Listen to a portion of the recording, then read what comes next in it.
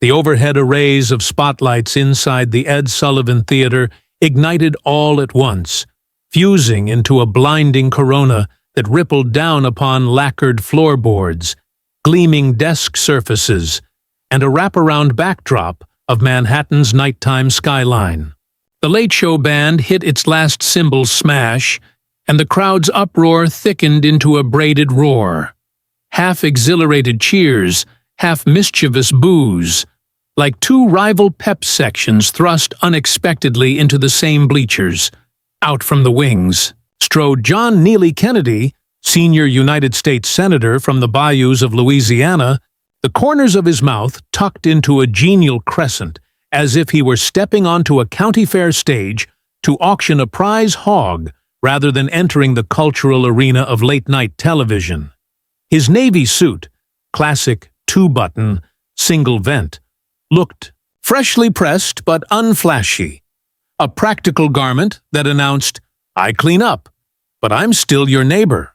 The studio lamps picked silver sparks from his hair, turning every motion of his head into a flicker. One hand lifted in a sly half-wave. One eyebrow hitched upward, signaling, "I see you, even the folks who don't like me, and that's all right." The audience, an uneven patchwork quilt of devout Colbert loyalists, politically curious tourists, and a sprinkling of die-hard Kennedy supporters flown in from Baton Rouge, Lafayette, and Shreveport, compressed their shouts into an anticipatory hush as Kennedy sank into the guest chair across from Stephen Colbert.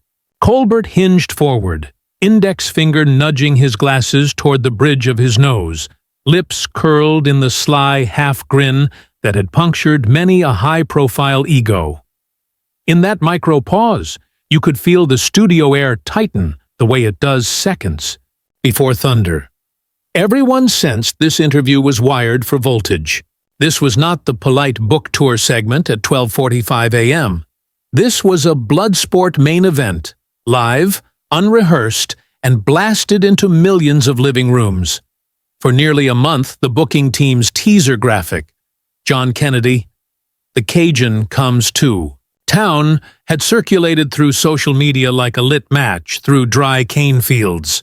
Kennedy's flair for frank, sometimes technicolor phrasing, calling someone an idiot is insulting to every idiot in America, had made him a folk hero on the right and a walking headline grenade on the left. Colbert, gleeful at the prospect of fencing with such a willing opponent, had told his producers, on air no less, "Sharpen my skewer. I'm cooking gumbo next Thursday." Viewers tuned in precisely because they expected sparks. Colbert opened with gentlemanly formality yet smuggled in a dagger. "Senator Kennedy," he purred, voice smooth as a weathered bourbon stave, "welcome to the show. You've been ringing the nation's doorbells with some sizzling remarks lately. Here's my question. Is your brand of rhetoric uniting the EIPB family or splitting Thanksgiving dinner before the turkey's even carved?"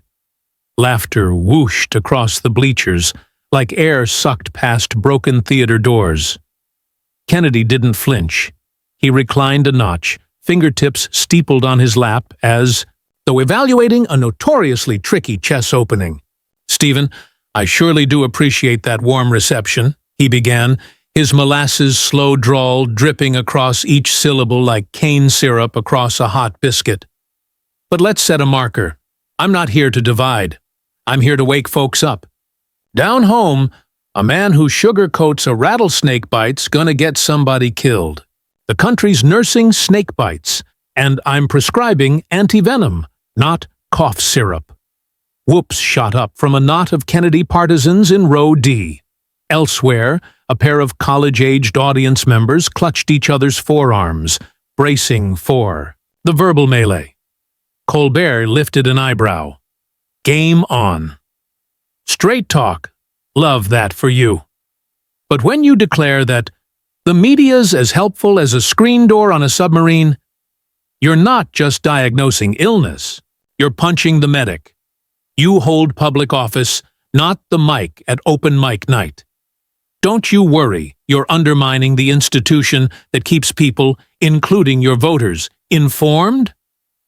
The hush that followed throbbed in the rafters. Kennedy's response emerged with a bassy chuckle you could practically feel through the seatbacks. Stephen, bless your heart. You're twisting my words tighter than a 20-foot garden hose. I don't dismiss the press. I dismiss the blather.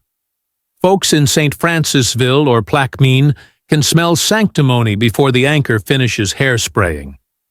My buddy Tommy runs a bait shop on Bayou Manchac. Tommy doesn't want some coiffed pundit telling him sunrise is sunset. He wants data, water level, tide chart, maybe a frog gigging forecast.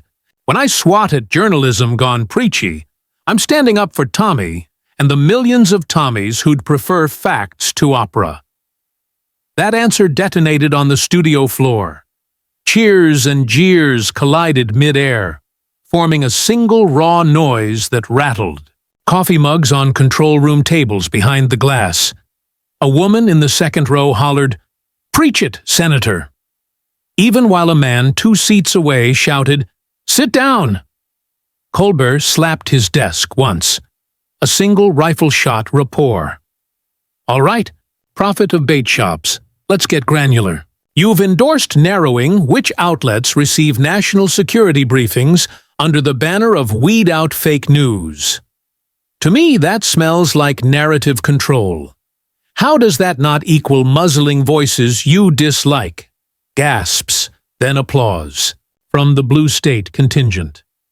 Kennedy crossed an ankle over a knee, looking serene as a heron on a cypress stump.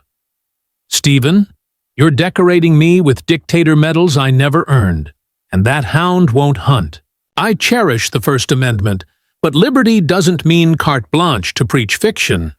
If an outlet swerves from journalism into clickbait rodeo clowning, why lend them the nation's classified China?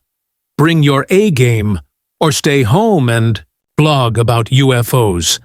A fresh eruption of sound, half triumphant, half outraged, poured from the stands, buzzing against the camera booms. Colbert leaned farther, voice edging upward. Bring your A-game is tidy branding, Senator, yet from this chair it feels like you playing velvet rope bouncer. The press is messy, granted, but its mess feeds democracy. When you limit access, don't you black out Tommy's window to the truth? Kennedy's smile thinned into something knife-bright. Stephen, Tommy's not in the dark. He's refreshing his phone on the base boat.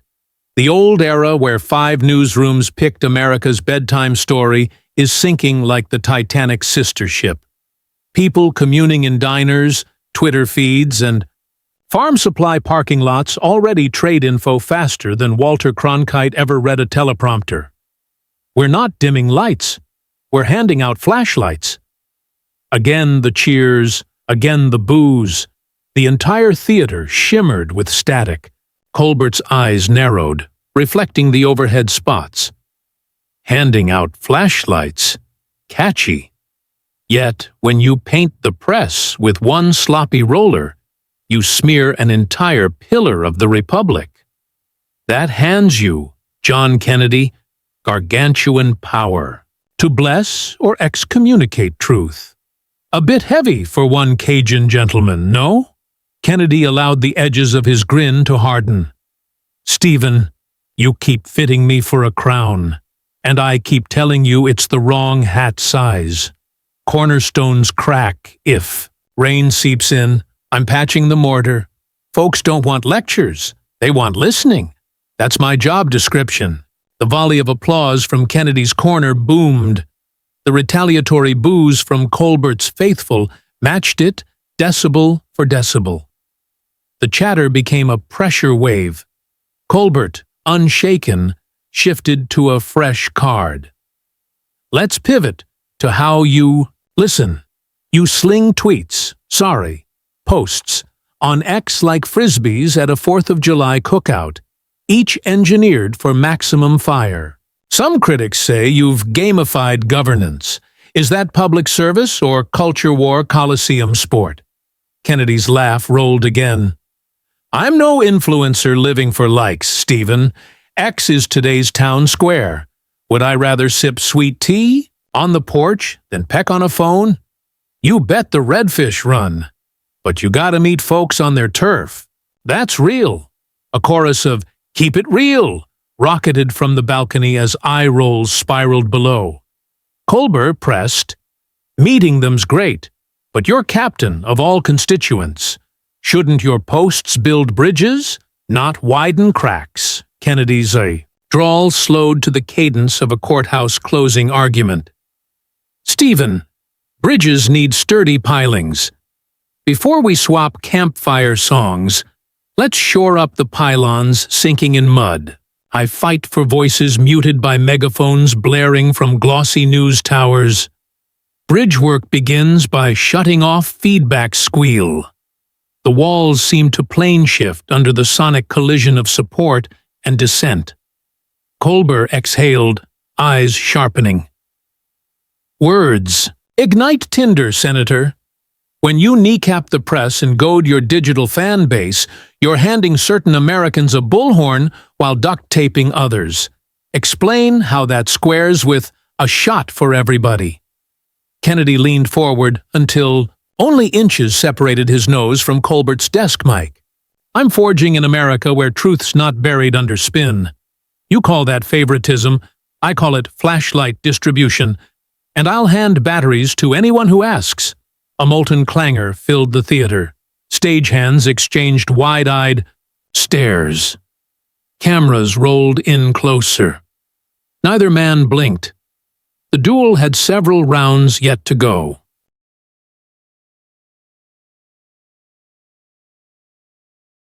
The crackle of static lingered in the rafters while Colbert shuffled a new blue note card, lips twitching at the edges as he prepared to change battlefields.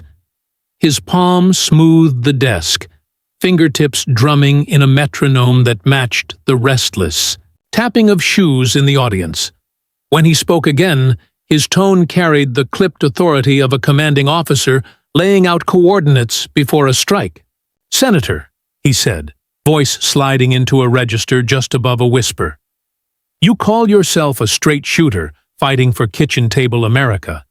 Yet your immigration stance, the push for taller fences, broader deportation sweeps, narrower asylum lanes, strikes many as an iron door slammed on vulnerable people. Explain how that fits with your claim of giving everyone a fair shot." The words detonated like a thunderclap in a tin barn. Liberal pockets of the crowd snapped to their feet, delivering a staccato of applause that bounced through the beams.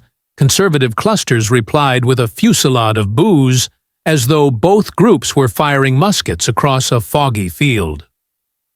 In the Bayapur, middle sat a silent island of undecided tourists clutching souvenir mugs.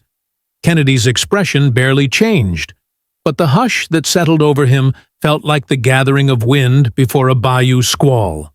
He interlaced his fingers, elbows resting on chair arms, the picture of down-home patience. "Stephen," he drawled, each syllable soaked in molasses and hinting at steel beneath. "You're casting me as the villain in a western I didn't write. Louisianans are a welcoming crowd. We'll feed you gumbo till you beg for mercy. But we also believe in the guest list. You can't host a fish fry if folks are storming the buffet before the shrimp's even boiled. Our laws are the invitations. All I'm asking is that folks ring the bell instead of climbing through the window." Colbert raised a single eyebrow, the universal late-night symbol for "I see your folksy story and raise you data." He leaned back, folding one leg over, the other so his polished shoe glinted under the lights. "A fish fry metaphor is colorful, Senator, but it dodges the burn. Real families, parents, kids, workers are getting uprooted. Critics say your policies break up communities, slash opportunity, and swap compassion for cold numbers. How do you look a 6-year-old in the eye after ICE takes her father and say, 'That's fairness'? A hush so complete, the sound engineer later swore he could hear his own pulse gripped the theater. Kennedy uncrossed his fingers, palms rolling outward in a slow-motion shrug. "My friend, you're twisting like a corkscrew in a cypress stump. The 6-year-old you mentioned deserves a system that makes sense, not a chaos that steals her future." Down in Slidell, I visited a diner last week, ordered catfish, extra hush puppies. Met a fellow named Dwayne who runs a landscaping crew. Good man, hires local kids, pays honest wages.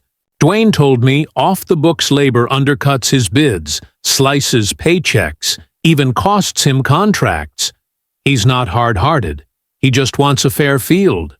Our reforms protect Dwayne so he can keep those kids employed and help that 6-year-old find a job in 10 years.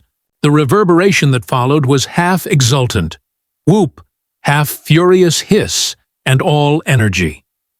A man in row E thrust a fist skyward. "That's right, Senator," while a woman 2 seats away cupped her hands like a megaphone and shouted, "Families aren't contracts." Security guards along the wall leaned forward an inch. Colbert's grin tightened into a thin blade. Dwayne's lawnmowers and diners aside, data from state universities show deportation raids collapse local economies by ripping out workers overnight, chilling consumer spending, driving families into hiding. Those aren't talking points. They're peer-reviewed studies. You say you're building fairness. Critics say you're building barricades. That diner you love can't sell catfish when half its customers vanish. Kennedy inhaled through his nose, chest inflating beneath. The navy wool like an old bellows stoking a blacksmith's forge. "Stephen, you quote studies. I quote neighbors. Numbers matter, but they don't feel a thing. People do. I met Sophia in New Orleans, immigrated the legal way from Honduras. Took her 8 years, mountains of paperwork, nights scrubbing. Office floors. She asked me point blank, 'Senator, why did I stand in line if others skip it?' This legislation answers Sophia. It declares, play by the rules, and this country will bust its buttons to welcome you. I'm not shutting doors. I'm holding them wide for folks who knock." Applause from the conservative bloc thundered like a rolled-up parade drum. Booing volleyed back like bottle rockets. Colbert lifted both hands, palms outward, as if catching the sound and shaping it into another question. "Well then, Senator, pivot with me. You're also one of Capitol Hill's most enthusiastic deregulators. You say trimming rules frees small businesses, yet environmentalists insist it hands corporations a blank check to pollute/safety, dodge accountability. Isn't that profits over people?" The term profits over people fell like sleet across the rows. Kennedy answered before the echo fully faded. "You're tying me down like a calf at a rodeo, but I ain't ready for the branding iron. Some regulations, sure, keep bridges from falling and silt out of rivers, but too many strangle mom and pops. In Shreveport, there's a tire shop owned by Clarence. Good man, Army vet, hires ex-cons because he believes in second chances. He told me he spends half his week filling out federal forms that don't make his lug nuts tighter, just suck dollars from his payroll. Slash that red tape, Clarence hires another mechanic, maybe 2. That's people first." A fresh tremor of applause rolled outward. From the opposite aisle came the retort, "What about the planet?" Colbert seized the opening. "Senator, Clarence's tire shop sounds like a Southern Rockwell painting, but big picture. When factories dump sludge, when mines skimp on masks, people choke, rivers die, kids get asthma. Studies, again, studies, show deregulation coincides with spikes in workplace deaths and air quality alerts. Are you prepared to stand over a hospital bed and explain to a mother that her child's inhaler cost is the price of business freedom? Frontithew. Question whipped the air taut as violin wire. Kennedy's eyes narrowed, but his mouth formed a half-moon smile that suggested he'd loaded this cannonball long ago. "Stephen, you keep wielding those studies like mosquito spray. But down on a crawfish farm near Bro Bridge, I met Leon and his 2 boys. They were drowning under fees for water quality reports that cost more than the diesel for their boats. They weren't poisoning the bayou, they live off that water. Deregulation let them upgrade nets, hire seasonal help, lower prices so a single mom can still afford a Friday night boil.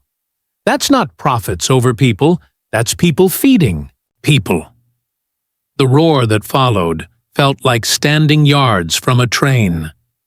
Cheers from the right surged. Boos from the left fired back, creating cross-currents that rattled the metal light trusses above. Colbert's pen tick-ticked against his note card. He studied the senator as a cat studies a mouse hole. "Leon's crawfish aside, you're also famous for flamethrower posts on X, excoriating opponents, lampooning policies, sometimes personal digs. Your base loves it. But critics say those tweets pour gasoline on brush fires in the national psyche. Do you ever worry you're turning political discourse into a cage fight?" A hush clapped down. Kennedy leaned so close to the desk, his breath fogged its lacquer. "Stephen, words do start fires. But let me tell you, the swamp at dawn can either be fog or smoke. Difference is whether there's flame. I post to clear fog. Folks are sick of politicians who talk in tangled ivy and hide the walls. I call nonsense when I smell it, because silence lets mold grow. We're a nation of debate, a family that argues over gravy. My job isn't to hush them, it's to pass the mashed potatoes and make sure the quiet cousin at the end of the table gets a voice, too." Thunderous applause rose, burying the boos for a heartbeat. But the counter-shouts soon pierced through. Colbert leaned in, kindling a sharper smile. "Pass the potatoes. Nice image. But let's test it. Your last thread mocked a journalism student for asking about climate policy. You retweeted a meme calling her Miss Woke Weather. She got death threats. You deleted it only after reporters flagged the harassment.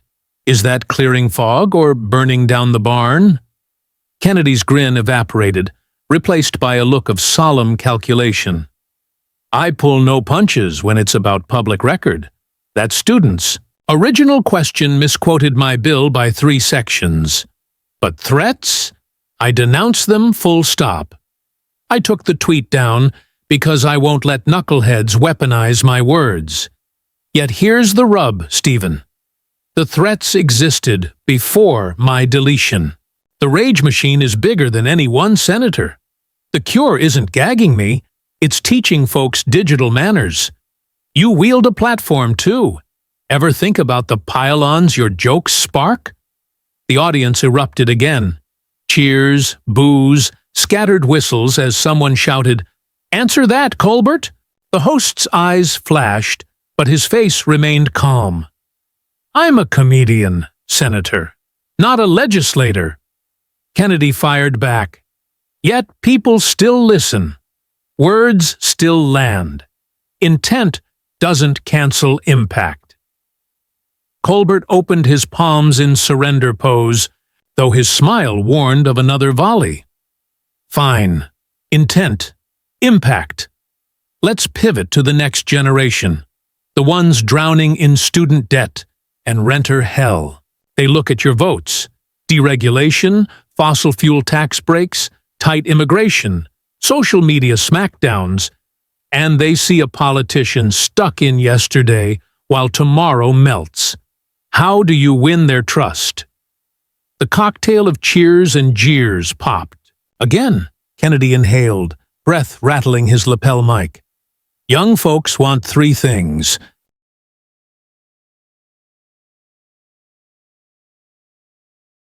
Gray dawn leaked across Manhattan's skyline like watery paint sliding down a window pane. Only a few hours had passed since John Neely Kennedy had ducked into the black SUV outside the Ed Sullivan Theater. Yet the entire city, indeed, the whole country, seemed already to be dissecting his showdown with Stephen Colbert. In newsrooms from Chelsea to Chicago, bleary-eyed producers slapped together highlight reels. Social media directors hissed for fresh copy. Podcasters fired up condenser mics while half-finished latte foam still clung to cups. Virtually nobody was neutral. Everyone had a verdict and a headline. On the 15th floor of a midtown hotel, Kennedy's communications director, Marin Dupre, hunkered over a laptop like a chess referee counting the pieces after an all-night blitz. Her screen glowed with real-time analytics, hashtags, retweets, region heat maps blinking crimson where engagement burned hottest. Kennedy versus Colbert had hit #1 in under an hour. Colbert owned Kennedy hovered at 2. Gumbo Gate 2025 held 4. She sipped bitter room service coffee and massaged a knot at the base of her neck. Winning the news cycle was never about total domination, merely surviving until the next flash bang. Kennedy himself occupied the adjoining suite, shaving in front of a mirror that vibrated faintly from the HVAC. The senator's eyes looked puffy, but determined. A Jesuit-educated plaque in his brain recited Examen de conscience. What did I say? Where did I overswing? Where did I land a clean right hook? His phone chimed again. Another text from a state representative in St. Landry Parish. Boss, you fried that Yankee fancy pants. Proud to be on your team. 2 bubbles later, a far different note. A diocesan youth director, lamenting the brawl tone of the conversation. Kennedy toggled between dopamine jolt and stomach drop with each buzz. At 6:10 a.m., a knock. Dupre slipped inside, tablet in hand. Morning shows want you, Senator. Fox and Friends, Morning Joe, New Day. We can either spray and pray, or pick. 1? Kennedy dabbed his chin. Let's do NPR and Fox. Range matters. And call Miller. See if the Shreveport tire shop can spare Clarence for a Zoom hit. Dupre typed. Thumbs blur fast. Clarence at 8:45. NPR wants you at 7:30. Topic, civility in public discourse. Kennedy snorted. After last night, civility is like discussing table manners at a crawfish boil. Nevertheless, he nodded assent. Down in the street, freelance photographer Megha Singh staked out the service entrance. She'd sold splashy shots of departing politicians to half the tabloids in New York. At 6:45 sharp, Kennedy emerged with 2 aides, rolling suitcase in tow. Cameras clicked. Flashbulbs peppered the drizzle. Senator, did Colbert get under your skin? A reporter yelled. Kennedy grinned, lifted the suitcase, and quipped, Ma'am, I'm thicker-skinned than a snapping turtle in August. The Avrivi line soon ricocheted through morning talk radio. Backstage at NPR's Bryant Park studio, host Emilia Chavez adjusted her headphones. She'd pre-read social media outrage calling Kennedy's screen door on a submarine joke anti-press demagoguery. She planned to open with it. Kennedy settled opposite her in the tiny booth, coffee scent mingling with electronics ozone. Senator, Chavez began, voice velvet but edged. Listeners felt devalued when you implied journalists lack utility. Given journalism's role in democracy, do you owe them an apology? Kennedy clasped work-rough hands on the table. Emilia, folks hear what they choose. I didn't call every reporter useless. I said preaching isn't reporting. When journalists stick to facts, they're as important as flood levees. When they moralize, they're as helpful as an umbrella in a hurricane. Chavez countered with polling that showed trust in media lowest among Kennedy's supporters. Doesn't that distrust worsen when leaders caricature the press? Kennedy sighed, a rumble like distant thunder. Trust declines when output drifts from objectivity. Chicken, meat, egg. Segment clipped at 8 minutes, but Twitter lit instantly. Some praised the senator's nuance. Others decried more both sides-ism. Kennedy's staff captured sound bites onto a Dropbox labeled Morning Blurbs. Halfway across Manhattan, Fox and Friends displayed a split screen. Kennedy live from a Times Square bureau. Clarence Hammond, owner of the tire shop, patched in from Shreveport. Clarence wore an oily ball cap. Hammond tire since 1979. The hosts beamed. Steve Ducey teased, "Senator, your showdown is being called Gumbo in Gotham." "Clarence, what did you think of your senator?" Clarence chortled, "He laid it out clear. Paperwork's killing us, but he's fightin'." Critics immediately tweeted that Hammond took PPP funds during COVID, so GovT forms do help him. Allies retorted that PPP's 14-page application took 12 labor hours, proof of red tape overload. By 9:15, Kennedy's flight left LaGuardia, but his digital doppelganger roamed free. Cable panels stacked split screens 6 deep. Strategists, comedians, pollsters. One Chiron blared, plain talk or performative populism. Another, Colbert ratings surge 18% in key demo. Even ESPN's morning show made a pun, likening Kennedy to a cornerback talking trash in a hostile stadium. Back in Louisiana, the state capitol's polished corridors hummed. Representative Sheila Ramos, a Democrat from New Orleans, walked into a caucus room waving a printout of Kennedy's Flashlights for Everyone quote. "Let's draft a counter op-ed," she told interns.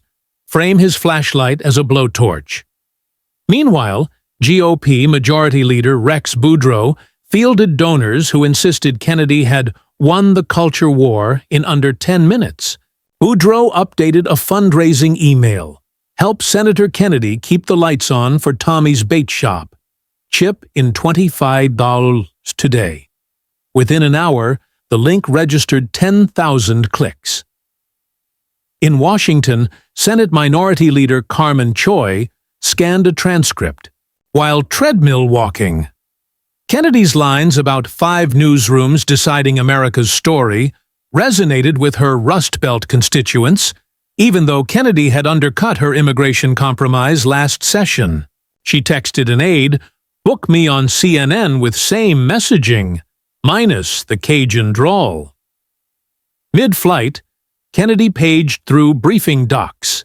Senate Judiciary had scheduled a contentious markup of his Digital Commons bill, requiring mega platforms to publish. Viewpoint discrimination metrics. Colbert hadn't hammered that point, but policy Twitter was now roasting it as government speech policing. Kennedy annotated margins, emphasized transparency, not control. He jotted 3 new analogies: catfish, pond filters, marching band halftime slots, and Mardi Gras parade permits. A good metaphor was a pigskin. The right spiral could slice any defensive line. 33,000 feet below, local TV in Monroe interviewed Kayla, the nursing student. Her dorm room walls bristled with anatomy posters and a string of dollar store fairy lights. "I'm honored he mentioned me," she said, fiddling with a stethoscope charm on her keychain. "Rent is brutal, but I also worry about heat waves. I hope he fights for both." That clip went viral under hashtag Kayla's Hope, used by climate activists to argue Kennedy oversimplified Gen Z concerns. Yet conservative pundits boosted the same clip, captioning it, "Real student, real struggle. Stop elite fear-mongering." 2. Factions milking the same 30 seconds for opposing case studies. Symmetry inside chaos.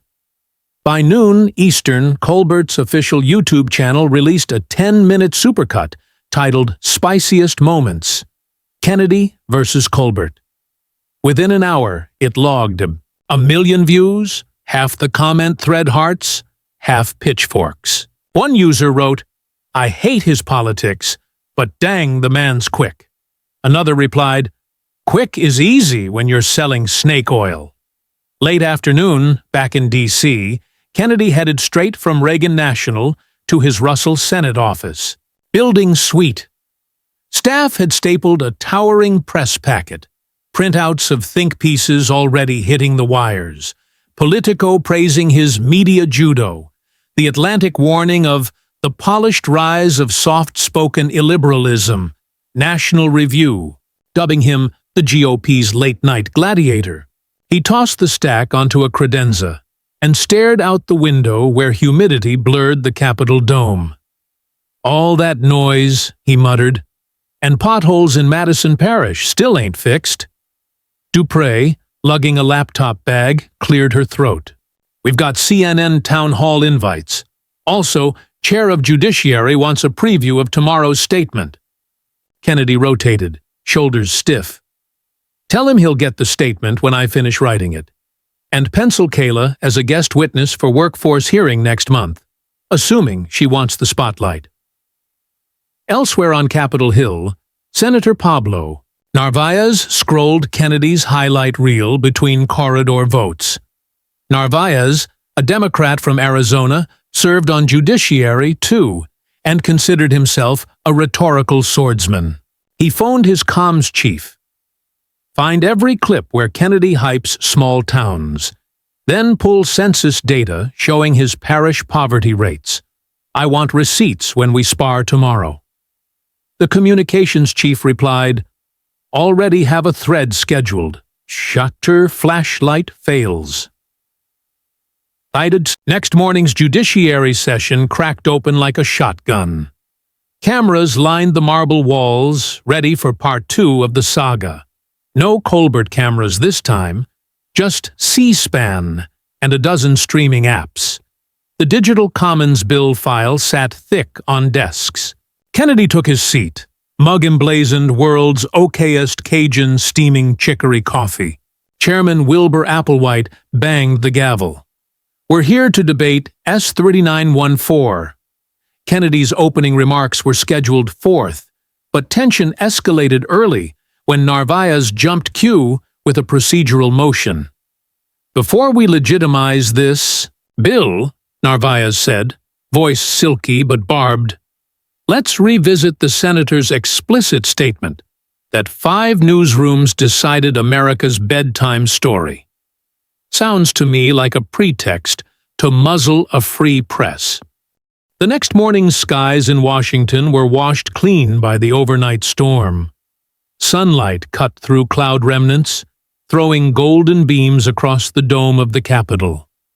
The air had that rare, post-rain clarity where everything, from the marble columns to the iron fencing, seemed sharper, newer, more awake. But inside the corridors of the Senate, sleep was still elusive for many. Too much noise, too much fire, and too many eyes waiting for the next move. John Neely Kennedy stepped into the hallway outside his office just after 7 a.m., coffee in one hand, a paper folder in the other.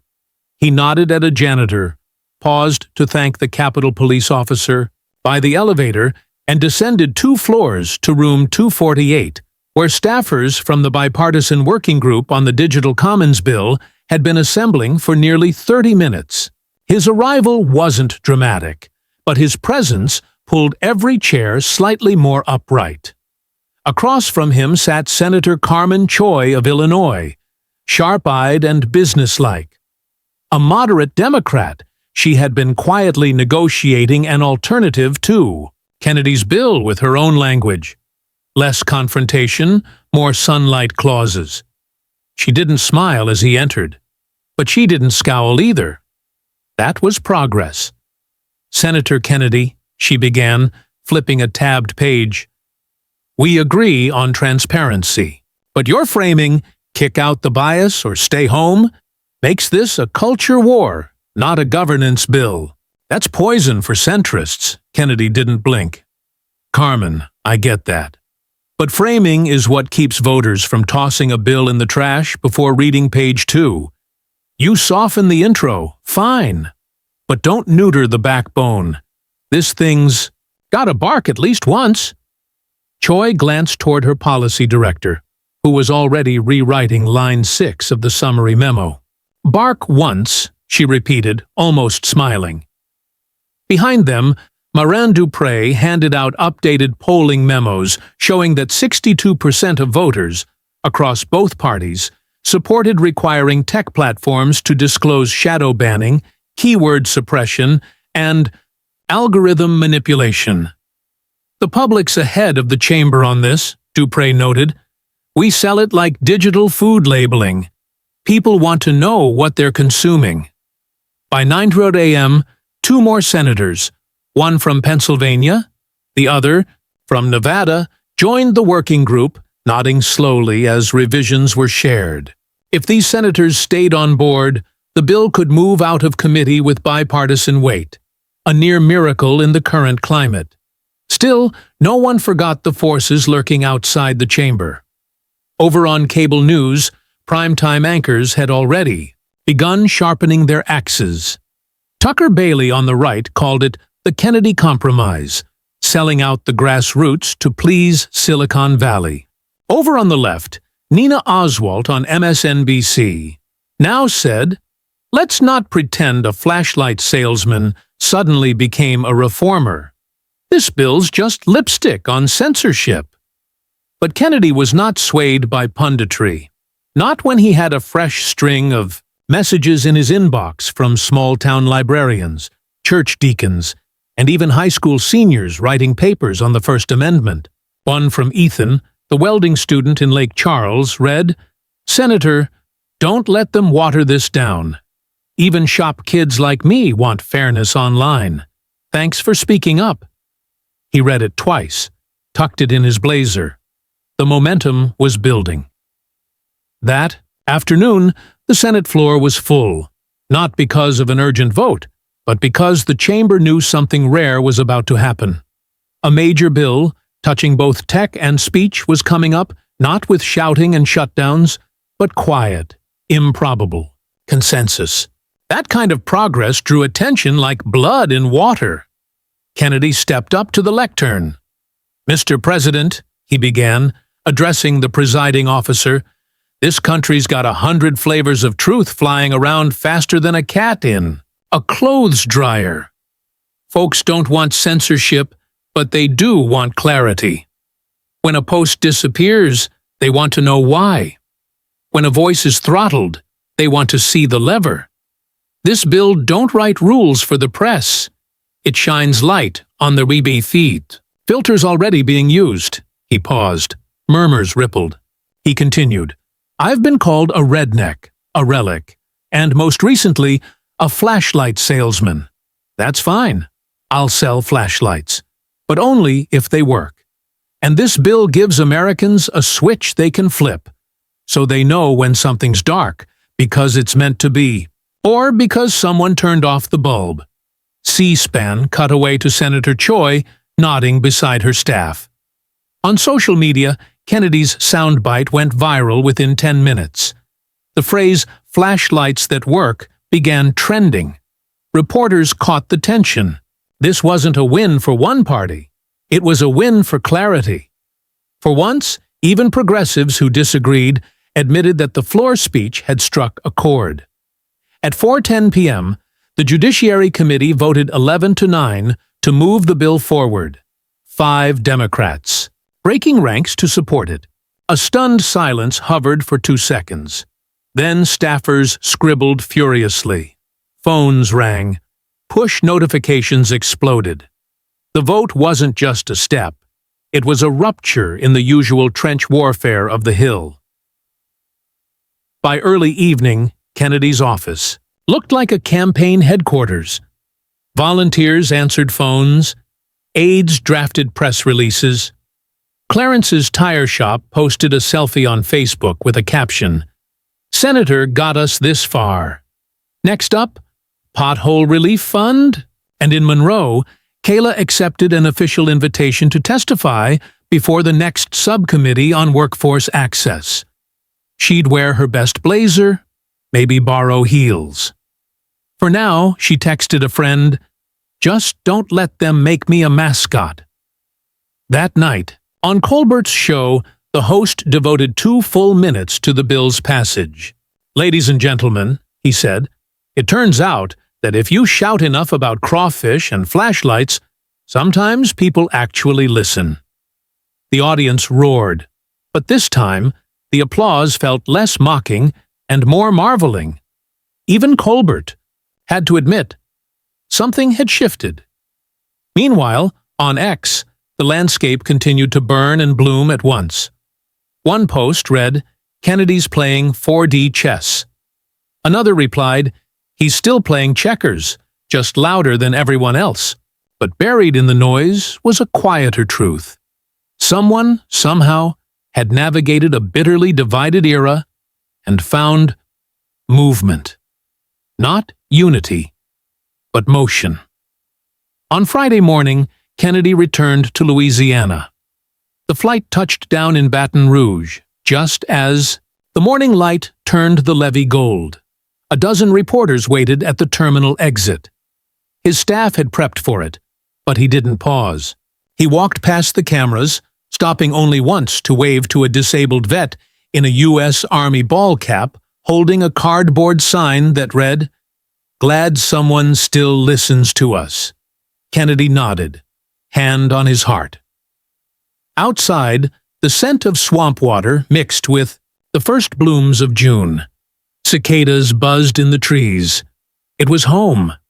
And for the first time in weeks, John Neely Kennedy wasn't replying to critics, fighting a camera, or trading jabs with a talk show host. He was just a man walking into a humid Louisiana morning, briefcase in hand, boots on the pavement, and 3 new town halls scheduled before sunset. Because in the end, you can deliver a national moment. You can go viral. You can trend and debate, and posture on cable panels.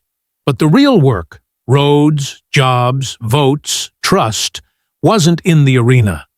It was here, where it had always been. And in Kennedy's mind, the flashlight wasn't just still on.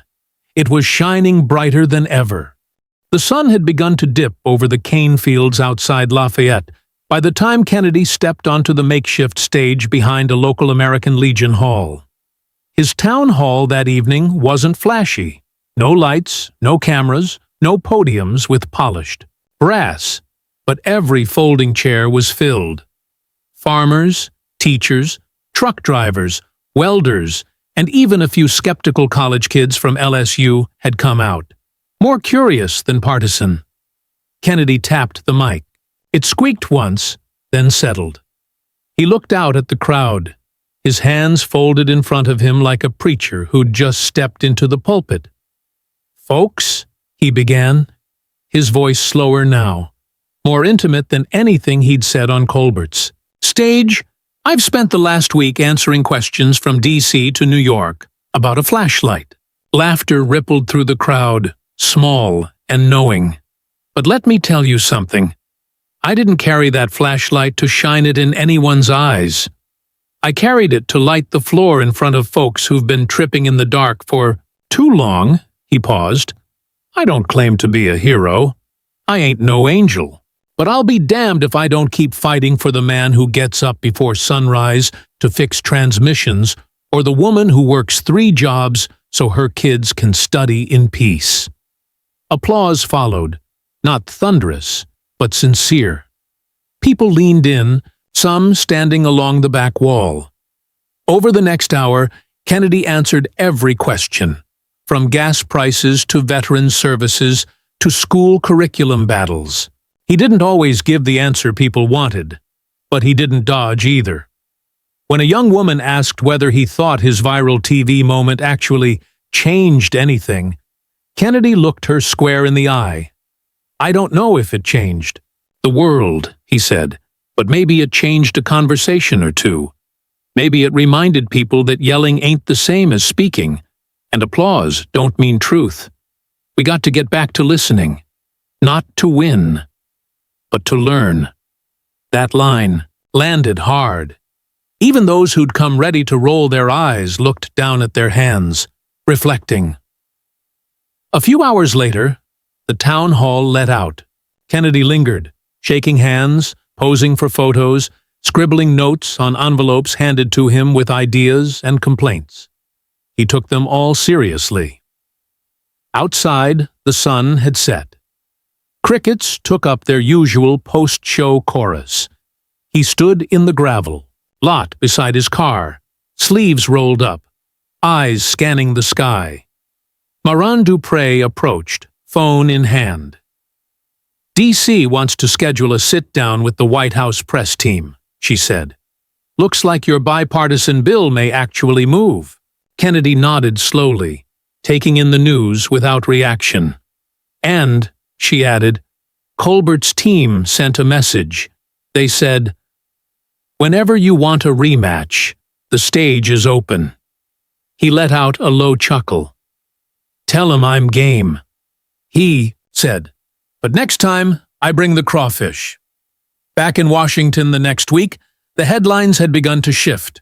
Where once his name appeared alongside phrases like firebrand and culture warrior, newer pieces mentioned bridge builder, media disruptor, and in some cases, surprise bipartisan negotiator.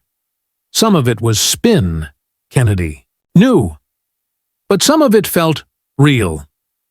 C-SPAN clips of the Judiciary Committee vote continued to circulate, often placed alongside Colbert's original segment, creating an unusual narrative arc that few political figures ever manage.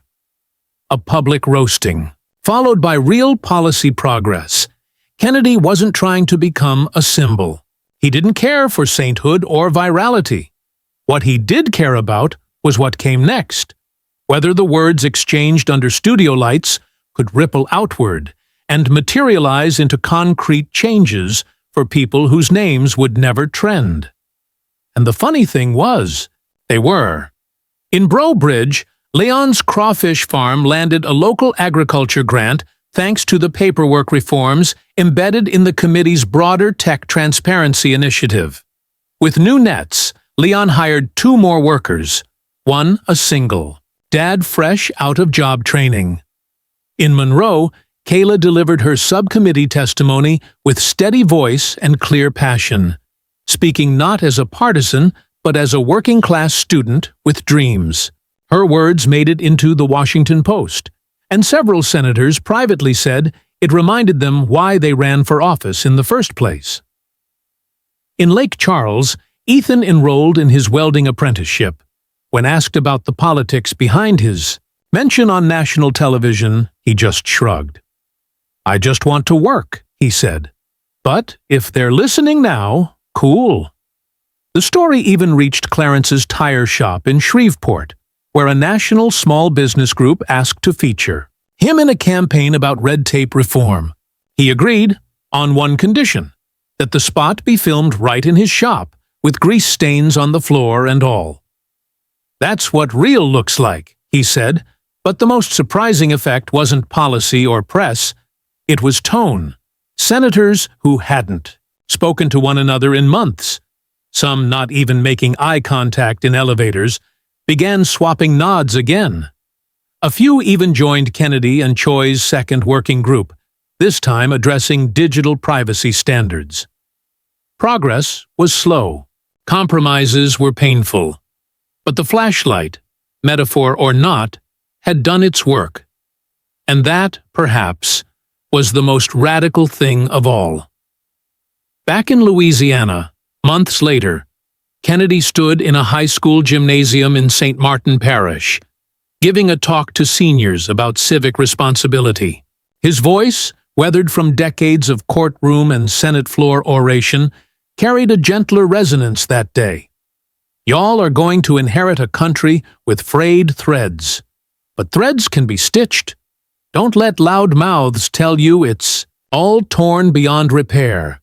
And if someone hands you a microphone, don't use it to shout. Use it to shine.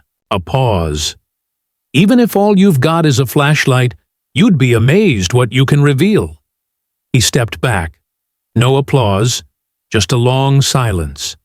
Then, slowly, hands rose. Questions began. Real questions. And that, in Kennedy's world, was the loudest applause of all. In the months to come, the phrase flashlight politics took hold in op-eds and civics classes, not as a slogan, not as a campaign, but as a reminder that in the era of constant shouting, it was sometimes the plain speaker, the unexpected guest from Louisiana, who reminded America that sometimes you lead, not by roaring, but by lighting the way forward. The fight never ended. The noise never stopped. But thanks to one unlikely appearance, a handful of honest words, and the stubborn will of one senator who wouldn't back down, the conversation changed. And for a nation in need of direction, sometimes that's more than enough.